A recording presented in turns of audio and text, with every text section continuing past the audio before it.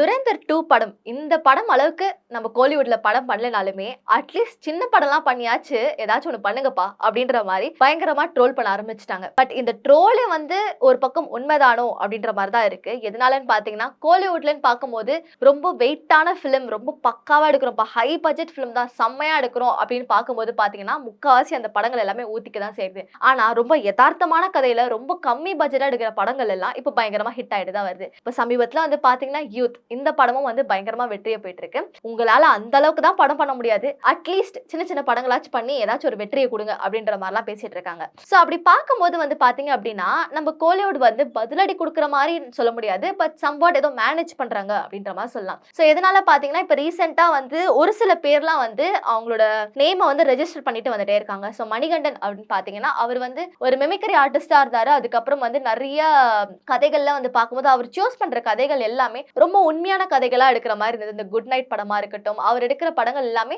Acting wise பார்க்கும்போது ரொம்ப ஒரு சூஸபிள் படமா இருக்கு. ரொம்ப எதார்த்தமான படங்களா இருக்கு. இது வந்து நல்லா இருக்கு அப்படின்னு சொல்லலாம். அதே மாதிரி வந்து பாத்தீங்க அப்படின்னா அபிஷன் ஜீவித். அபிஷன் ஜீவித்னு பார்க்கும்போது அவரோட டைரக்ஷன் ஃபர்ஸ்ட் படமே வந்து டூரிஸ்ட் ஃபேமிலி. அது பக்காவா போச்சு. நல்ல ஹிட் ஆச்சு. அப்படி இருக்க பட்சத்துல அவர் ஆக்டிங்ல டெபியூட்டா பண்ண வித் லவ் படமும் வந்து பயங்கரமா ஹிட் ஆச்சு அப்படின்ற மாதிரி இருக்கு. சோ இந்த மாதிரி வரிசையில நிறைய பேர் வந்துட்டு இருக்கும்போது இந்த துரேந்தர் 2 படமும் ரிலீஸ் ஆகி இதுக்கும் கோலிவுட்டுக்கும் பயங்கரமா விமர்சனம் வர ஆரம்பிச்சிருச்சு. இந்த மாதிரி ஹிட் கொடுப்பாங்களா மாட்டாங்களா அப்படின்றது. சோ இதுக்கு எல்லாத்துக்கும் இடையில ஒரு ஜாம்பவான் இருக்காங்க. சோ அந்த ஜாம்பவான் வந்து சினிமா ரீதியில இருக்கும்போது கிட்டத்தட்ட பல ஆண்டுகளா சினிமால இருந்தாங்க. அதுக்கப்புறம் அரசியலுக்கு போயிட்டாங்க. அவங்களோட பையன் ஜேசன் சஞ்சய். ஜேசன் சஞ்சயோட படம் எப்ப வரும் அப்படின்ற மாதிரி இந்த ஹைப்புக்கு இந்த படம் வெயிட் கொடுக்குமா அப்படின்ற மாதிரி கேள்வி எழும்ப ஆரம்பிச்சிருச்சு. சோ ஜேசன் சஞ்சயோட படம் சிக்மா. இந்த படம் வந்து இதோட டீசர் வந்து ஒரு 2-3 மாசம் ஆச்சு வந்து. சோ டீசர் வந்துருச்சு. எப்போ இந்த படம் ரிலீஸ் ஆகும், இந்த படம் வந்து அதுக்கான வெயிட் இருக்குமா, ஏன்னா இந்த படத்துல பட்ஜெட்டும் கொஞ்சம் நல்ல ஹை பட்ஜெட் அப்படின்ற மாதிரியும் சொல்றாங்க. பிளஸ் வந்து லைக்கா ப்ரொடக்ஷன் மூலமா இந்த படம் ரிலீஸ் ஆக போகுது. சோ லைக்கா ப்ரொடக்ஷன்ல ரிலீஸ் ஆன ஒரு சில படங்கள் கடைசியில வந்து பாத்தீங்கன்னா அந்த அளவுக்கு பெருசா வெற்றியை கொடுக்கல, நிறைய லாஸ் தான் வந்து எதிர்த்துச்சு. அப்படி இருக்க நிலைமையில பார்க்கும்போது சிக்மா இந்த படம் வந்து எந்த அளவுக்கு ஒரு வெயிட்டை கொடுக்கும் அப்படின்ற மாதிரி நட்டிசன்கள் எல்லாருமே வந்து பயங்கரமா பேச ஆரம்பிச்சிட்டாங்க. அதெல்லாம் ஒரு பக்கம் இருக்கும்போது சினிமா துறையில இருக்க நிறைய பேரோட பசங்களா இருக்கட்டும் எல்லாருமே வந்து அவங்கவுங்க ஃபேஸையும் அப்படி இல்லைன்னா அவங்களோட மார்க் அவங்களோட வேலைகளையும் வந்து ரெஜிஸ்டர் பண்ணிட்டு வந்துட்டே இருக்காங்க. சோ இப்ப சமீபத்துல நான் ஆல்ரெடி சொன்ன மாதிரி பாத்தீங்கன்னா கருணாஸோட பையன் கென் அவர் வந்து ஆல்ரெடி சைல்டு ஆர்டிஸ்டா வந்து நடிச்சிருந்திருக்காரு. சைல்டு ஆர்டிஸ்டா வந்து பாத்தீங்கன்னா 2013 ஏதோ ஒரு படம் வந்து நடிச்சிருந்திருக்காரு சைல்டு ஆர்டிஸ்டா.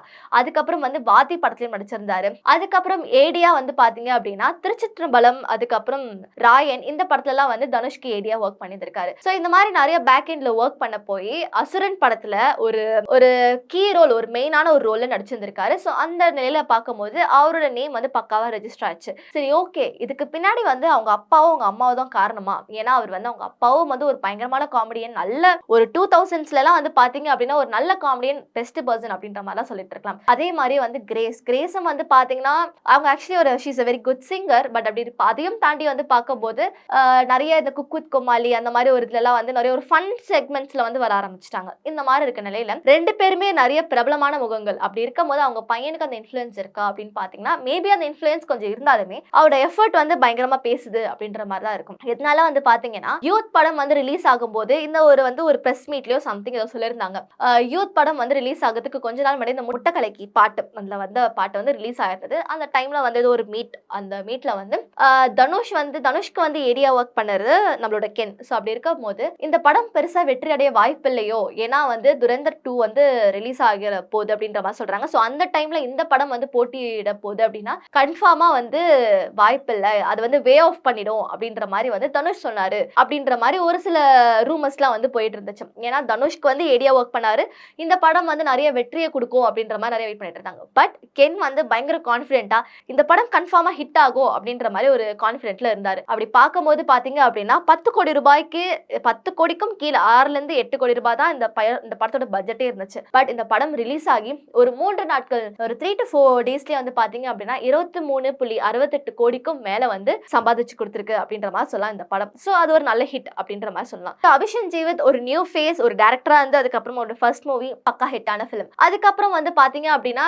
டைரக்டர் சங்கரோட பொண்ணு அதித்தி சங்கர் வந்து பாத்தீங்க அப்படின்னா அவங்க வந்து ஒரு ஹீரோயினா வந்து இறங்கிட்டாங்க. இன்னும் ஒரு சில கேள்விகள்லாம் எப்படி எழும்புது அப்படின்னு சொல்லிட்டு பாத்தீங்கன்னா ஒரு பொண்ணு வந்து ஹீரோயினா இறங்கிட்டாங்க. மேபி அவரோட பையன் வந்து ஏதாச்சும் சினிமால கால் பதிக்க வாய்ப்பு இருக்கா, கோலிவுட்ல கால் பதிக்க வாய்ப்பு இருக்கா அப்படின்ற மாதிரி ஒரு கேள்வியும் வந்துட்டு இருக்கு. எதனால அப்படின்னு சொல்லிட்டு பாத்தீங்கன்னா, ஆல்ரெடி நம்மளோட சியான் விக்ரமோட பையன் த்ருவ் விக்ரம் இவர் வந்து ஃபர்ஸ்ட் வந்து ஆதித்ய வர்மா அப்படின்ற ஒரு படம் வந்து ரீமேக் மாதிரி பண்ணிருந்தாங்க. ரிலீஸ் ஆன ஏப்ரல் 10th ரிலீஸ் ஆன பைசன் படம் வந்து சூப்பரா இருந்துச்சு அப்படின்னு சொல்லலாம். மாரி செல்வராஜோட டைரக்ஷன்ல எப்படி இருக்கணுமோ அந்த மாதிரி இருந்துச்சு அந்த படம். அந்த மாதிரி அவரோட ஃபேஸ வந்து தமிழ் சினிமால ரெஜிஸ்டர் பண்ணிட்டாரு. இந்த மாதிரி ஒருத்தருமே வந்து அவங்களோட ஃபேஸ வந்து ரெஜிஸ்டர் பண்ணிட்டு இருக்காங்கன்ற பட்சத்துல இளைய தளபதி விஜயோட பையன் ஜேசன் சஞ்சய், சோ இவரோட மார்க் எப்படி இருக்கும், இவரோட டைரக்ஷன் எந்த மாதிரி இருக்கும், அதுவும் அவங்க தாத்தாலாம் வந்து பாத்தீங்கன்னா எஸ்எஸ்சி எல்லாம் வந்து பாத்தீங்கன்னா அவரோட பயங்கரமான டைரக்டர். சோ அப்படி இருக்கும்போது அந்த டைரக்ஷன் சாயல் வந்து அவங்க பேரனுக்கும் வருமா அப்படின்ற மாதிரிலாம் கேள்விகள் இருக்கு. சோ இங்க வந்து என்ன ஆக்சுவலா வந்து கான்செப்ட் அப்படின்னு சொல்லிட்டு பாத்தீங்க அப்படின்னா, துரந்தர் 2லாம் வந்து ரொம்ப ஹை பட்ஜெட்டான ஃபிலிம். அது வந்து அந்த ஹை பட்ஜெட் ஃபிலிமா எடுத்து